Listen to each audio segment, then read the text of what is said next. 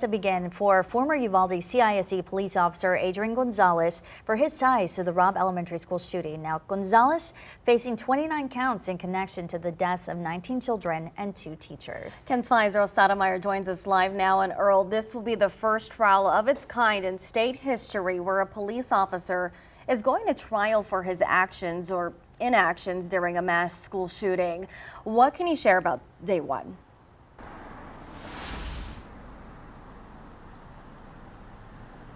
Audrey, Sarah, good morning to you. 500 potential jurors have been summoned for the state and defense to narrow down in what's known as voir dire, where all of the jurors are questioned individually before the trial can start.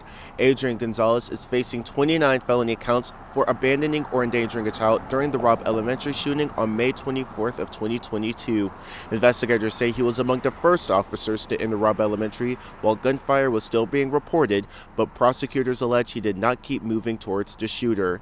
And body camera footage, it instead shows that Gonzales retreated and did not re-enter to confront the gunman, even as officers continued to hear shots and children remaining inside. The prosecution says this goes against what police officers are taught to stop a threat.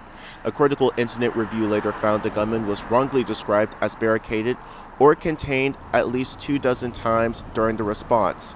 Prosecutors argue those decisions cost lives, but one attorney we talked to says defense attorneys are expected to argue that failure is not the same as a crime. Falling short of the mark is not a crime. Even being a coward is not a crime. Now the jury is going to have to decide if this incident at Robb Elementary was a tragic mistake or criminal conduct. Now we're going to have teams in the courtroom in Corpus Christi this afternoon, so we're going to have some updates on air and online at KENS5.com. Reporting live, Earl Stoudemire, KENS 5. Thanks so much, Earl. And former UCISD Police Chief Pete Arredondo is also charged. He's facing 10 counts of endangering or abandoning a child. Multiple independent reviews indicated Arredondo should have been the on-scene commander that day. Texas DPS officials allege he treated the situation as a barricaded subject instead of an active shooter situation. His trial date has yet to be set.